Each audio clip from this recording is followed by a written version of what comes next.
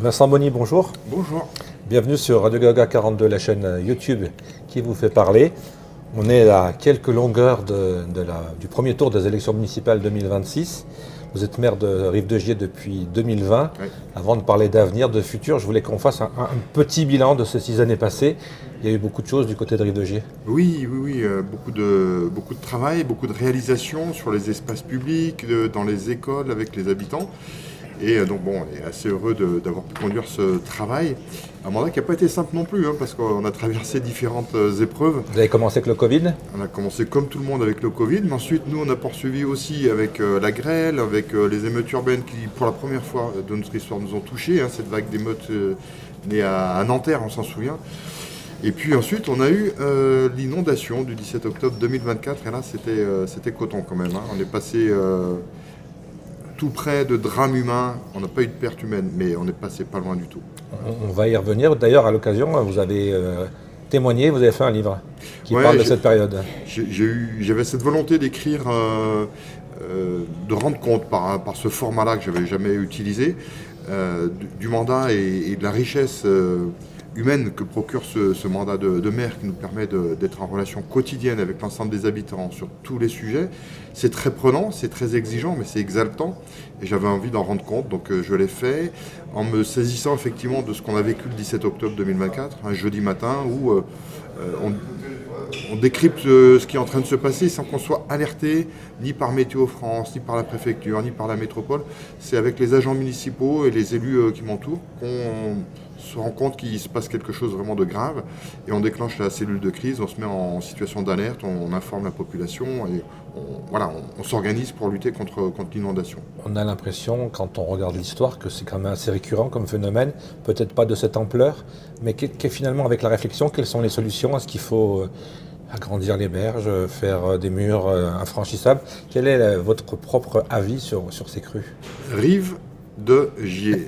Tout est dit. Mais ouais, je crois qu'il faut revenir à l'origine.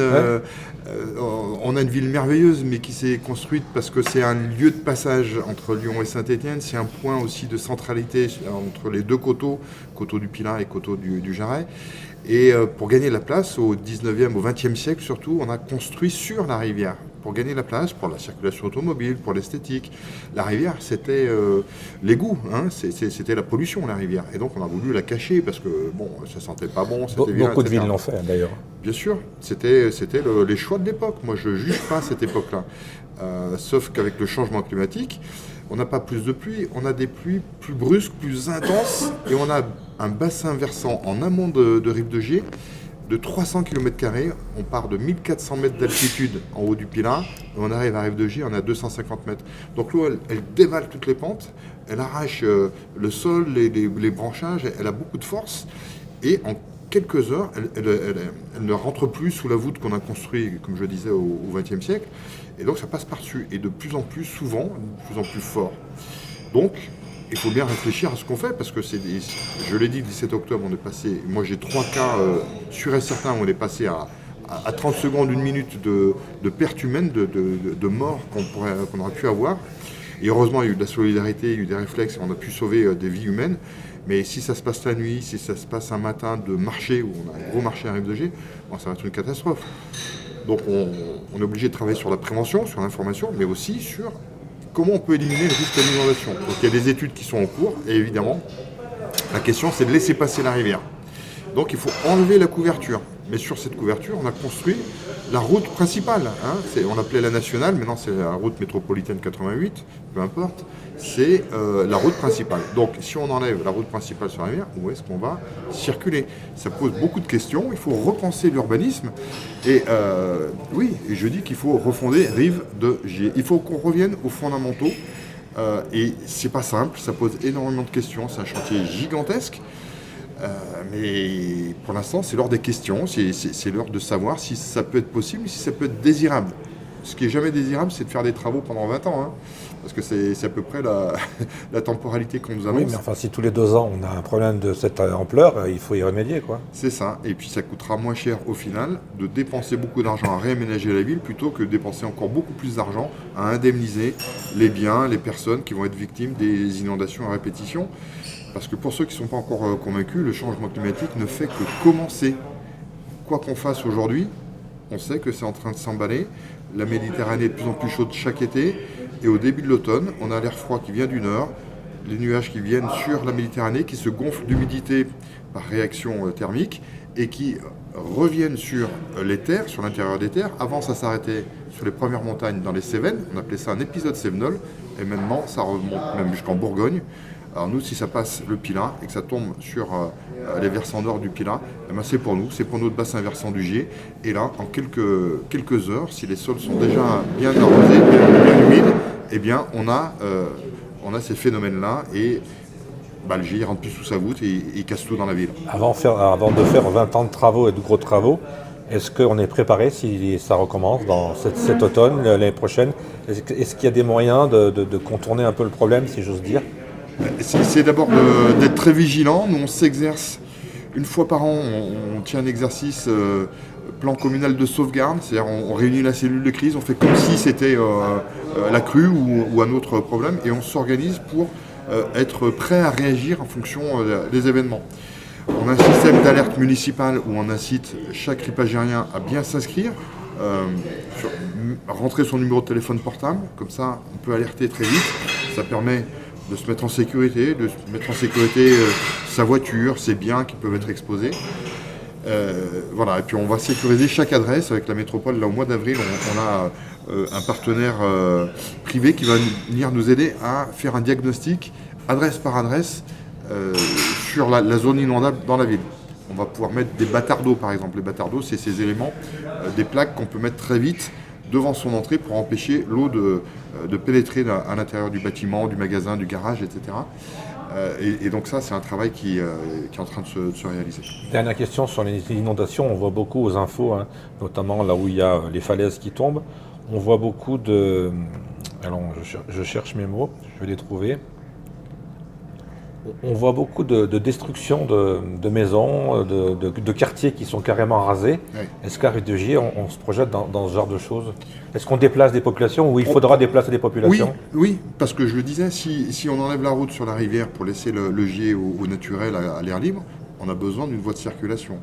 Et on a peu d'espace dans Rive de Gier. Donc il va falloir déconstruire des logements, des immeubles, des commerces.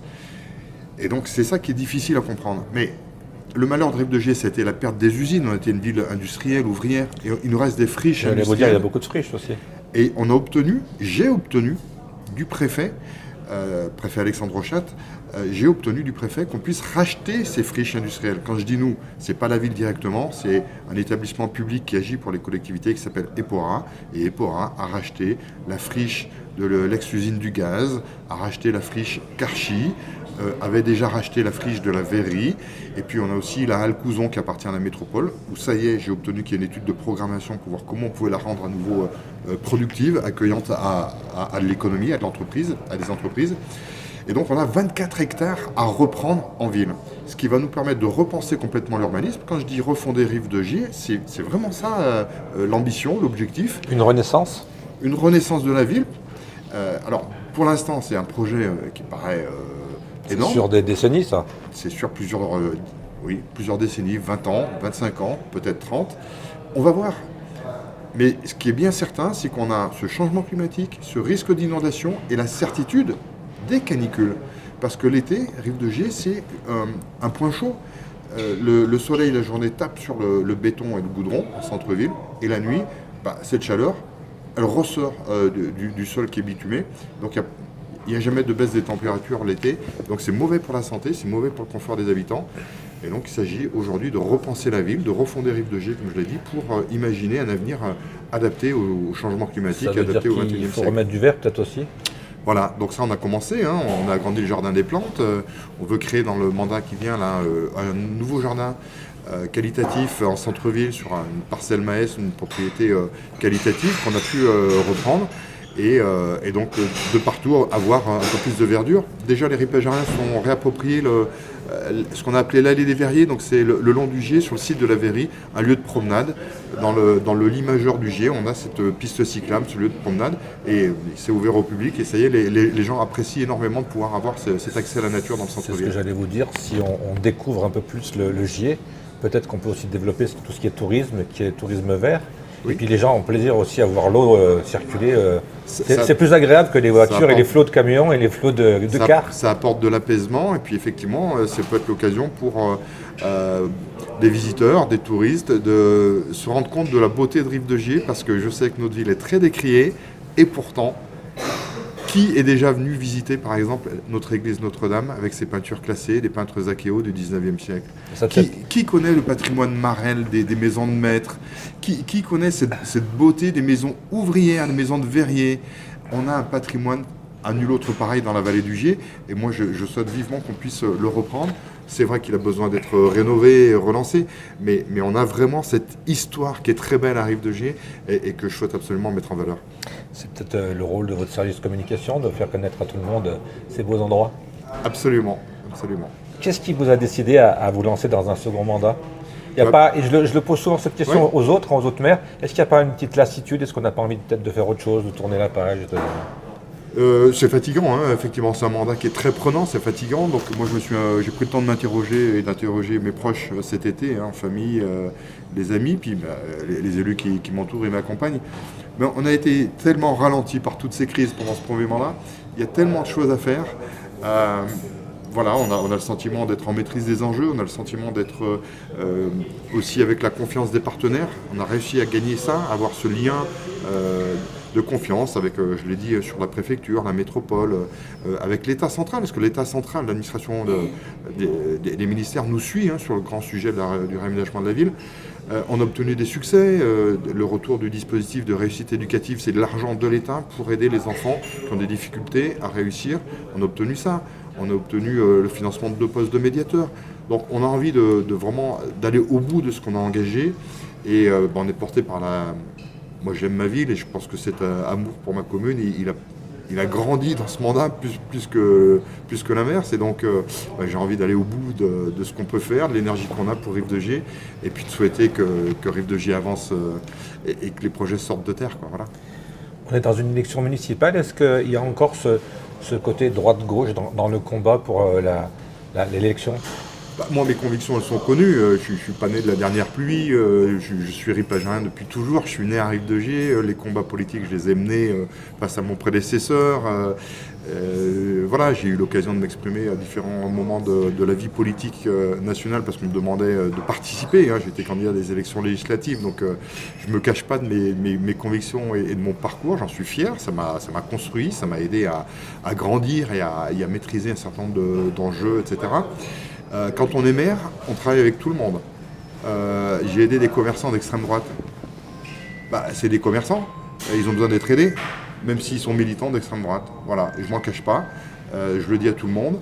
Je reçois tout le monde. Je reçois les jeunes, je reçois les chefs d'entreprise, je reçois tous ceux qui ont besoin d'être appuyés, d'être épaulés.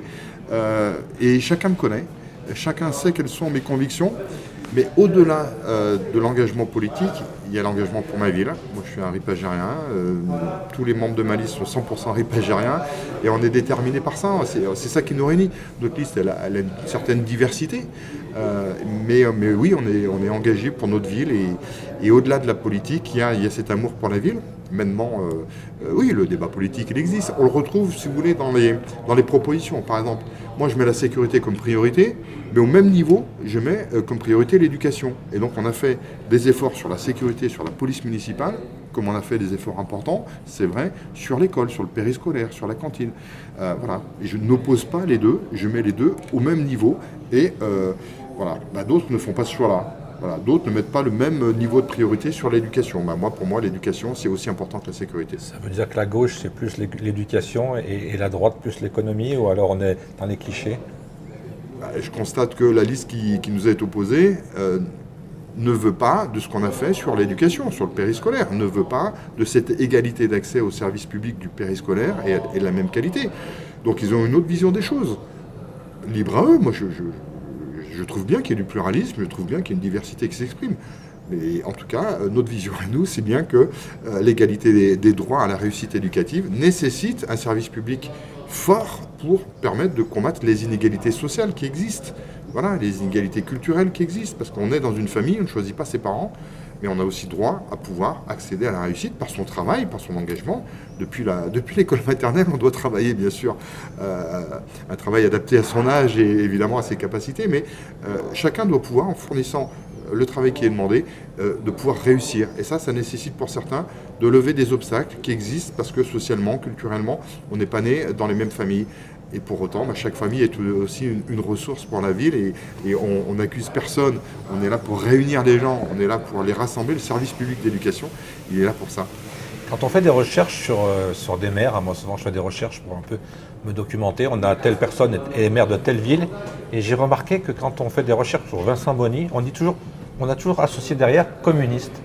Est-ce que c'est quelque chose pour vous, c'est quelque chose, un marqueur qui est vraiment pour vous marquer, ou alors aujourd'hui le communisme finalement c'est le passé, on a tourné la page?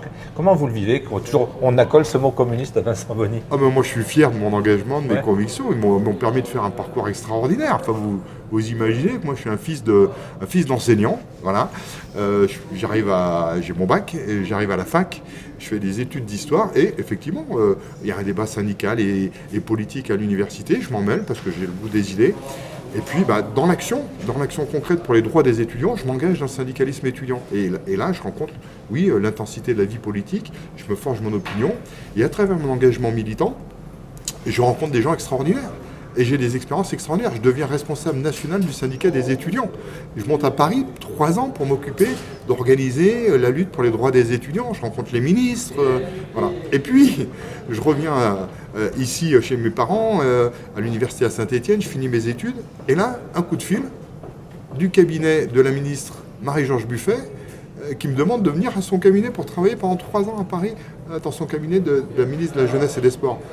Donc c'est extraordinaire pour moi. J'apprends énormément au contact d'une telle personne. Marie-Georges Buffet, c'était une des très grandes ministres des Sports et de la Jeunesse. Reconnue d'ailleurs. Encore aujourd'hui, elle fait partie de ceux qui ont marqué vraiment son époque. Et j'ai beaucoup d'admiration et d'amitié pour elle. On reste en contact. Et donc voilà, mon engagement politique, effectivement, vous l'avez dit, il reste marqué, mais effectivement, il m'a construit, mais il m'a aussi permis de m'ouvrir. Et souvent, les gens ont le sentiment qu'un engagement politique peut renfermer sur une étiquette, sur un parti. Moi, il m'a ouvert, il m'a permis de rencontrer énormément de monde. Et aujourd'hui, par exemple, dans la vallée du Gier, on a un syndicat intercommunal, Pays du Gier. Les collègues maires qui sont de toute sensibilité politique, pour l'essentiel plutôt classé à droite, entre guillemets, ils m'ont fait confiance pour devenir leur président. Et donc on travaille ensemble, on bosse ensemble. Donc voilà, je pense que la politique, elle peut vous construire si vous savez vous ouvrir aux autres aussi. C'est toujours intéressant de confronter des idées différentes, non? Oui, bien sûr. Avant de terminer sur ce bilan de 6 ans de mandat, on a votre prédécesseur, Jean-Claude Charvin, à qui je rends hommage encore une fois parce que je l'ai beaucoup apprécié en tant qu'humain. Est-ce que c'était difficile de tourner cette page? Ou alors vous êtes un peu dans la continuité parce que finalement on a des étiquettes différentes, mais vous êtes tous les deux, vous êtes des amoureux de votre ville. Bien sûr, bien sûr. Moi, je partage hommage. Voilà, on lui a rendu hommage évidemment et il nous a quitté brusquement, brutalement. C'était un choc pour les Ripagérins d'apprendre que leur maire, qui a été élu 4 fois, il a laissé une trace. Il a marqué l'histoire de la commune, il a représenté la commune, il a été le visage de la commune. Donc bien sûr, on s'est combattu. Moi, je ne vais pas réécrire l'histoire, ça a été parfois vraiment contradictoire et tendu, mais c'est normal. Mais dans la démocratie. Donc, dans la démocratie, pour moi, toujours dans le respect des personnes. Une ville, c'est une continuité historique. De la même manière que Jean-Claude Charvin a pris la succession d'André Géry, moi j'ai pris la succession de Jean-Claude Charvin. Jean-Claude Charvin a battu André Géry, moi j'ai battu Jean-Claude Charvin. Quelqu'un me battra peut-être un jour, je ne sais pas, on verra bien. En tout cas, il y aura toujours, Rive de Gier, c'est au-dessus de nous. L'institution, la ville, elle est au-dessus des hommes et des femmes qui doivent se mettre au service de la ville. Donc voilà, il y a à la fois une continuité et puis des différences, bien sûr. C'est toujours ça, l'histoire d'une ville. Mais André Géry aussi avait battu son prédécesseur Émile Aimin et était en même temps dans une continuité. Une ville, voilà, moi j'ai fait des études d'histoire, j'ai ce goût prononcé pour l'histoire. Quand on prend du recul, une ville c'est une continuité et puis il faut aussi que chacun apporte sa patte, sa touche. Une continuité tout en la transformant. Oui, c'est ça. Avec l'évolution de la société. Bien sûr. On se tourne vers le futur maintenant, améliorer la ville du quotidien, c'est votre programme. Oui. On commence par finalement ce qui est assez important, les jeunes. Quel est l'avenir des jeunes à Rive-de-Gier? Comment vous voyez le développement de la ville à travers les jeunes? On leur fait confiance. Ou la jeunesse plutôt? L'idée, c'est de faire confiance aux jeunes, à la jeunesse ou aux jeunesses, et leur proposer de prendre des initiatives. Dans ce mandat, ce qu'on a déjà réalisé, c'est avec eux l'organisation d'une très belle fête, le Sun Square Festival fin juin, où les jeunes, pendant toute l'année, préparent ce festival. Il y a des artistes locaux et puis 2-3 vedettes nationales. Ils organisent tout, la communication, la sécurité, les plateaux artistiques, l'organisation, les partenaires. Donc on souhaite continuer cela et puis on les aide à pouvoir, les jeunes, ils ont besoin de pouvoir se rapprocher du monde du travail, de pouvoir accéder à un emploi pour prendre leur autonomie. Donc on a bossé là-dessus. Dès 16 ans, on a mis en place un accompagnement. On leur permet de découvrir le monde du travail, la réalité du travail dès 16 ans. On a par exemple ce dispositif Un jeune, un agent, où on a 20-25 jeunes qui, une semaine, l'été, peuvent découvrir le monde du travail en bossant dans les services municipaux, en étant payés au SMIC pendant une semaine. Donc ça leur permet à 16 ou 17 ans de mettre un pied à l'étrier et de commencer à comprendre ce que c'est que le monde du travail, son exigence, sa rigueur, mais aussi le fruit qu'on retire du travail et donc la gratification que peut apporter le travail, la reconnaissance pécuniaire, mais la reconnaissance sociale aussi. Et puis, on a une difficulté pour un certain nombre de nos jeunes, c'est d'accéder au marché de l'emploi. Les emplois ne sont pas forcément dans la ville, c'est peut-être un peu difficile d'y aller, donc il faut pouvoir être mobile. Donc on met en place une aide au permis de conduire. On met une aide aussi pour passer le BAFA. On vient aider à financer cela en contrepartie d'un engagement pour la ville, à travers un coup de main sur des initiatives dans la commune, la fête des associations par exemple, etc. Donc voilà, ça c'est très important pour nous de le faire. Et puis on a créé un relais emploi, on a une personne dans les services municipaux qui reçoit tous les demandeurs d'emploi, notamment les jeunes, pour les aider à réaliser un CV, pour les aider à s'orienter vers tous les partenaires du service public de l'emploi, France Travail, mais aussi la mission locale, d'autres, etc. Et puis on prend des initiatives où on rapproche les entreprises des demandeurs d'emploi. On a des initiatives comme Place de l'Emploi. On avait 150 offres d'emploi qu'on a pu donc proposer aux jeunes et aux moins jeunes dans la ville. Et là, j'ai eu confirmation qu'on va avoir une nouvelle initiative de ce type dans les mois qui viennent avec la directrice de l'agence France Travail de Rive-de-Gier. Donc ça bouge du côté de la jeunesse à Rive-de-Gier. Un autre sujet qui est passionnant et qui est aussi un peu compliqué, c'est la santé. Oui. On est en 2026 et on a de plus en plus de mal à trouver un dentiste, à trouver un médecin. Ça se passe comment du côté de Rive-de-Gier? Voilà, c'est très difficile parce qu'on a perdu beaucoup de médecins généralistes. On a perdu plus de la moitié en quelques années de médecins généralistes. Aujourd'hui, on a des ripagériens qui n'ont plus accès à un médecin de famille, comme on disait. Ça procure de l'inquiétude. On peut être touché par une pathologie, puis ne pas avoir de la sécurité d'être certain d'être suivi par un médecin. Ça, c'est le fruit des politiques libérales qui ont été menées dans notre pays où on a pas assez formé de médecins pendant des années et des années, et où, avec la libre installation des médecins généralistes, on a de plus en plus de médecins qui sont concentrés sur les zones très riches, et puis les zones où il y a moins de ressources, on a moins de médecins. Là, vous avez des solutions? Alors voilà, on se bat là-dessus, on va créer une nouvelle maison de santé pluridisciplinaire pour accueillir les nouveaux médecins généralistes qui sont en train de se former. On est en relation avec l'université, avec la faculté de médecine, pour créer un environnement propice à leur installation, à leur accueil. Et on veut travailler sur un plan santé global pour Rive-de-Gier, établir avec l'Agence régionale de santé un contrat local de santé, faciliter ce travail-là avec l'ensemble des professionnels de santé du territoire. Ils sont réunis dans la CPTS, un peu compliqué, Conférence des professionnels de santé du territoire, et on va pouvoir donc établir un plan d'action pour de la prévention, des diagnostics, des orientations précoces auprès des médecins spécialistes. Et donc on a dans notre équipe Kadir Kaplan, un jeune homme qui a déjà 30 ans, qui est infirmier et qui est aussi enseignant à l'université en santé publique, qui vient nous renforcer sur ces compétences-là pour pouvoir justement développer ce lien, cette réponse sanitaire qui est indispensable pour apporter plus de droits à la santé à Rive-de-Gier. Aujourd'hui, vous avez beaucoup de familles à Rive-de-Gier qui n'ont pas de médecin traitant? Oui, absolument. C'est un vrai problème, ça. Alors on n'a pas les chiffres sur la commune, on a les chiffres un peu plus largement à l'échelle de la vallée du Gier, mais aujourd'hui on a énormément de familles de Rive-de-Gier qui n'ont plus un médecin traitant très, très directement, où on n'a plus de dentiste par exemple. Voilà, c'est assez compliqué. Mais bon, alors là, on a des bonnes nouvelles aussi, hein, quand même, à apporter. On a par exemple un chirurgien dentiste qu'on est en train d'aider à s'installer. On a eu un cabinet d'orthodontie qui s'est installé durant le mandat sur F2G. Donc c'est bien parce qu'avant, il fallait aller soit à Saint-Chamond, soit à Givors. On a obtenu aussi avec Caroline Benoumelaz, avec Régis Cadegros et Hervé Reynaud, donc les élus de la vallée du Gier qui nous siégeons au conseil de surveillance de l'hôpital du Gier, l'installation d'une IRM à l'hôpital du Gier dans quelques mois. Les travaux sont en train de se conduire dans notre hôpital de la vallée du Gier. Donc on a aussi des réponses et des solutions positives qui arrivent. On a développé des permanences en gynécologie à l'hôpital Marel de Rive-de-Gier qui dépend donc de l'hôpital du Gier. Donc il y a aussi quand même ces actions qui sont là. Mais je crois qu'effectivement le point d'inquiétude et le point de mobilisation qui est le nôtre, c'est faire venir de nouveaux médecins généralistes à Rive-de-Gier pour qu'on ait cette sécurité sanitaire. Un sujet dont on parle dans toutes les communes également, c'est la sécurité. Ce qu'arrive de J aussi, c'est le principe de on met des caméras de partout et on surveille les gens avec les écrans. Alors, on a développé un vrai système, un vrai service public de vidéoprotection, effectivement. Alors, pas pour surveiller les gens, mais... J'allais dire surveiller les délinquants, alors c'est peut-être plus cohérent. Pour faire attention à la tranquillité publique, pour aider nos policiers à intervenir sur le terrain en s'assurant de ce qui se passe autour d'eux, et puis pour rechercher des preuves. Notre système, il a fait justement ses preuves, parce que c'est grâce à nos images de vidéoprotection qu'on a retrouvé les meurtriers du meurtre du barrage il y a quelques mois. C'est grâce à nos images de vidéoprotection qu'on a retrouvé les arracheurs de colliers qui ont fait beaucoup de dégâts auprès des personnes âgées. Je pense à mon amie Viviane qui a été agressée dans son bâtiment rue Richard.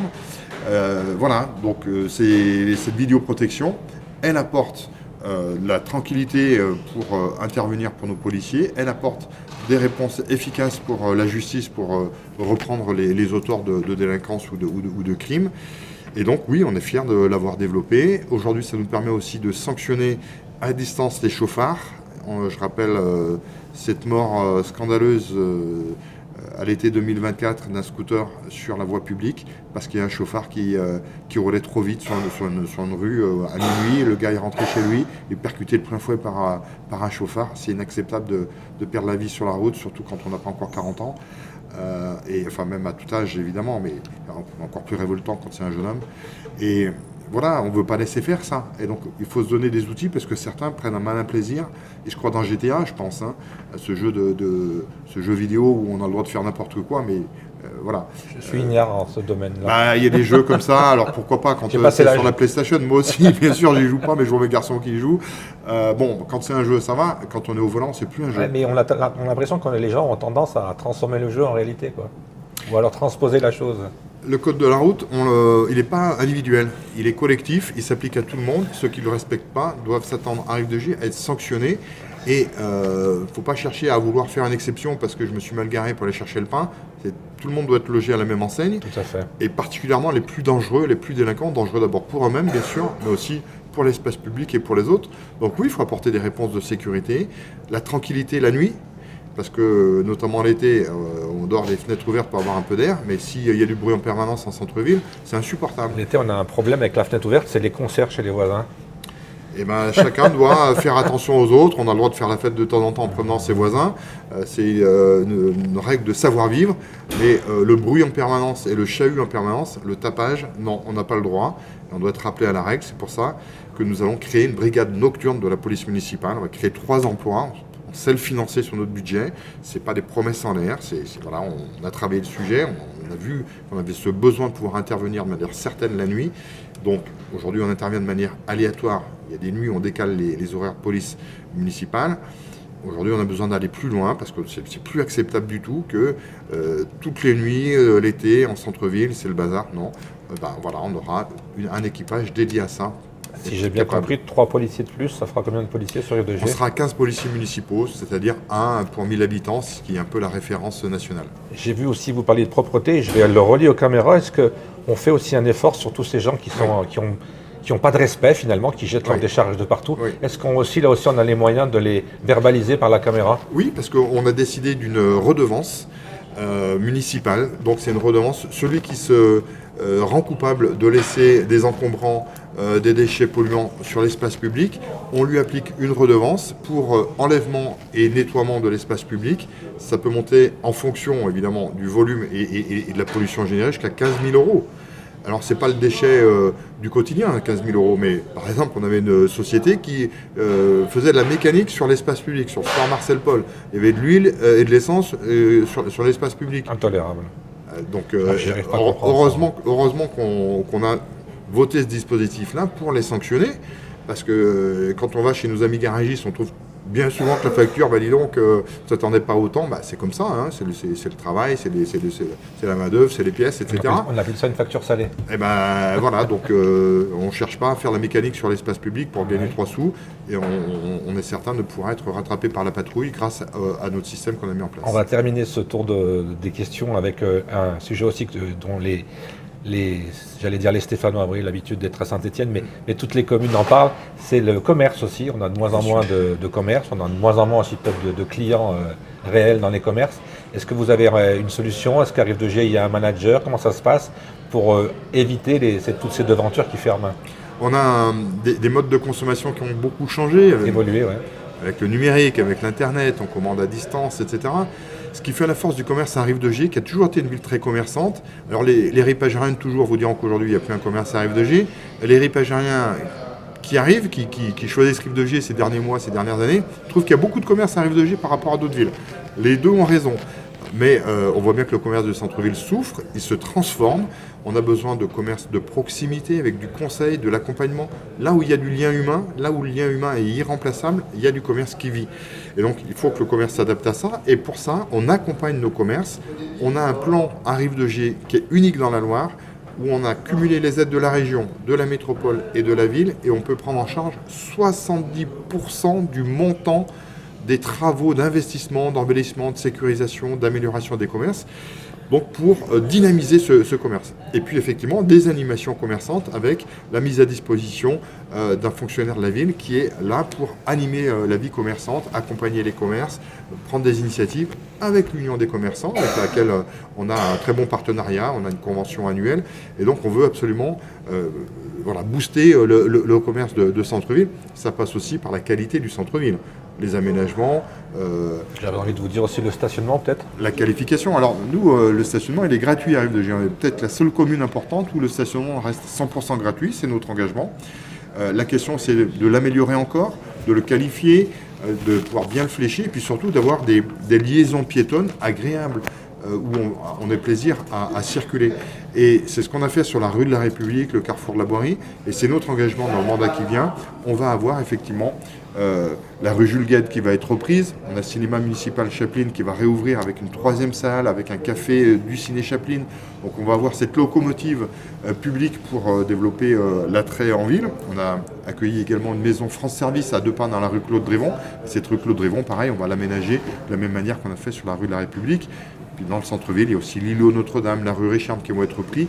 Et donc, voilà, on va tirer le centre-ville vers le haut.